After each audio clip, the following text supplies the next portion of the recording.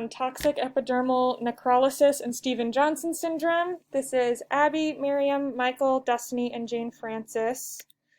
So, toxic epidermal necrolysis, or TEN, and Stevens-Johnson syndrome, or SJS, are the same disorder but in a range of severity. SJS is less severe and TEN is more severe.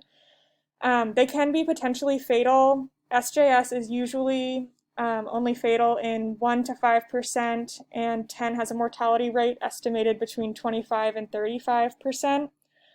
And most of the cases are triggered by reactions to medications, so like ones that we've learned in pharm, such as sulfonamides, some anticonvulsants, also some NSAIDs and allopurinol can cause SJS or TEN.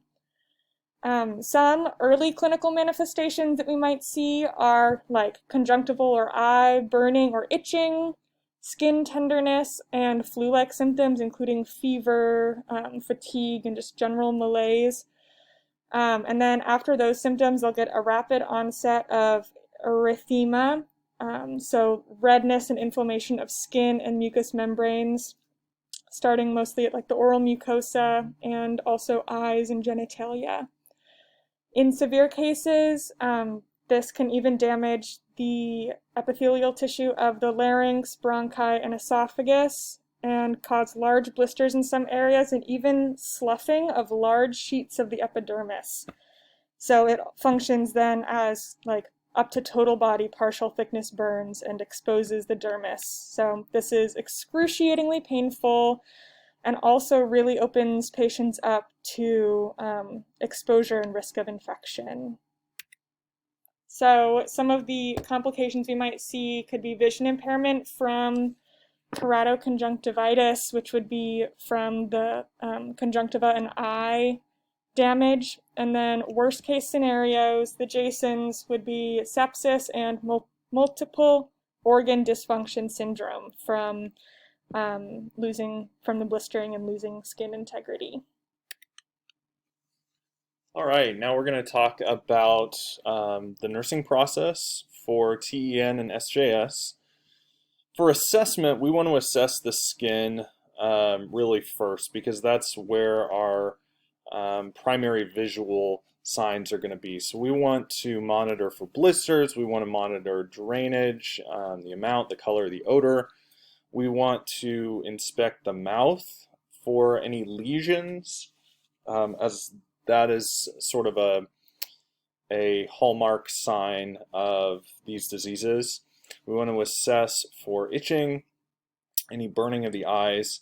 We want to assess for their ability to swallow and drink. And then we want to keep an eye on vitals, and this is particularly crucial because we want to have a baseline should they turn septic.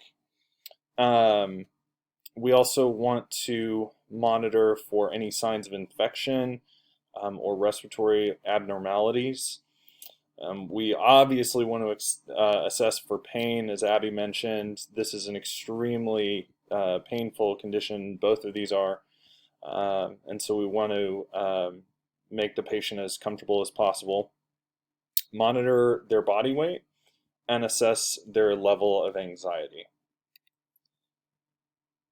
The nursing diagnoses that we would have based on our assessments of these two conditions would be impaired skin integrity, as Abby mentioned, epidermal shedding, fluid and electrolyte imbalances. As we lose skin, we can also run the risk of dehydration, hypokalemia, hyponatremia, that sort of thing. We also run the risk of hypothermia in these patients. While we lose skin, we also lose our heat and ability to regulate body temperature, acute pain, and anxiety as well.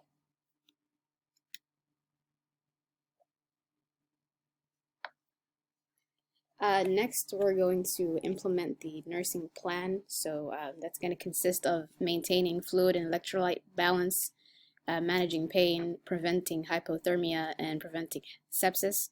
So to maintain fluid and electrolyte balance, we wanted to monitor vital signs, urine output, mental changes, and we want to weigh daily.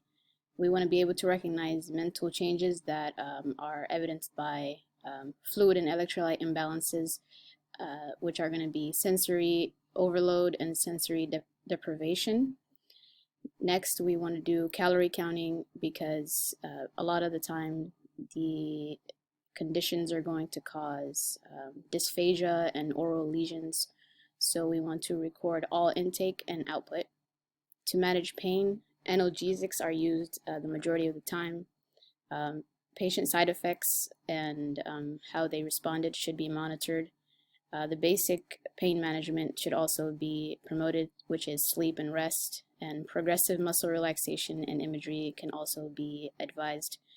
To prevent hypothermia, we want to keep the patient as warm as possible, so we can use heat lamps, heat shields, and extra cotton blankets. We want to minimize exposure of large wounds and rapidly and efficiently cover them up. And we want to monitor temperature frequently. We want to prevent sepsis, so we will monitor vital signs, notice any respiratory, kidney, and gastrointestinal changes. We want to keep a strict skin regimen and use sterile procedure whenever dealing with open skin. And we want to advise visitors, anybody entering the patient's room, to use protective equipment.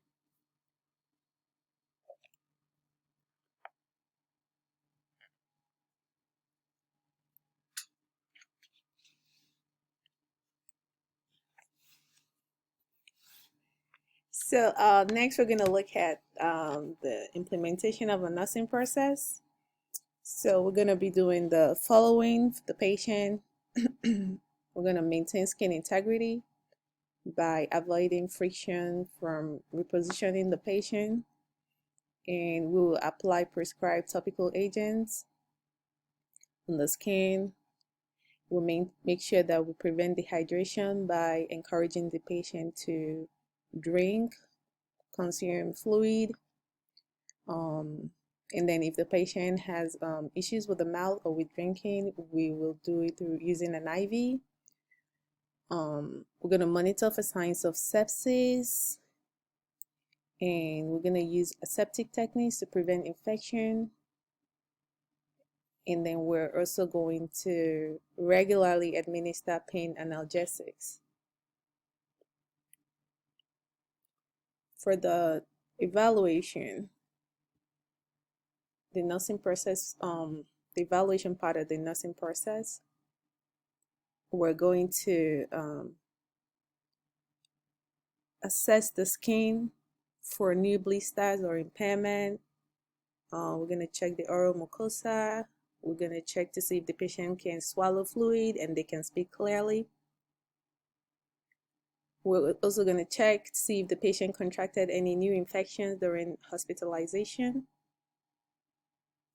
We're going to monitor the patient's pain. We're going to evaluate the patient's pain based off of what was reported earlier to see if the patient's pain is reduced. We're going to monitor patient's body temperature, ensure it's within normal range.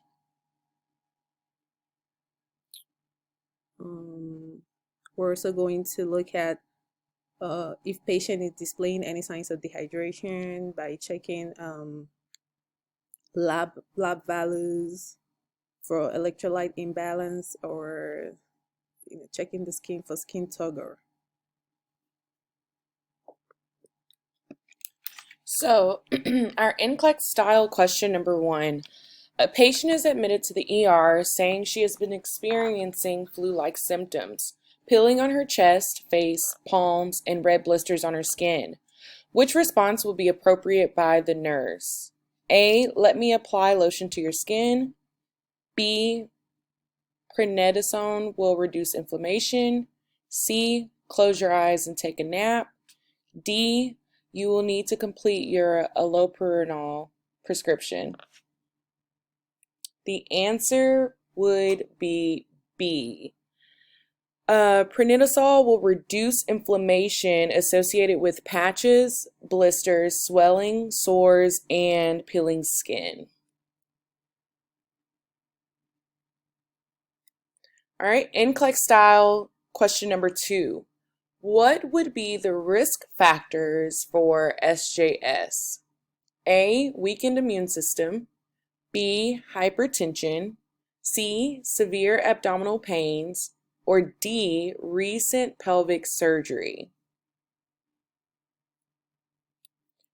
Okay, it would be A, weakened immune system. The rationale would be risk factors include patient history of SJS, weakened immune system, genetic factors, HIV/AIDS infections.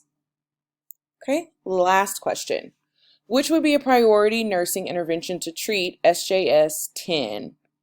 A, rotate the patient every 2 hours. B, give the patient antibiotics to treat infection. C, monitor creatinine levels in labs. D, educate patient about discharge the next day. Think priority nursing intervention.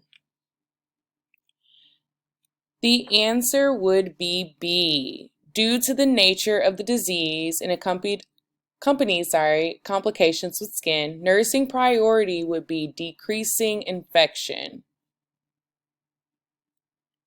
Okay, guys, that's all we have for you today. Thanks.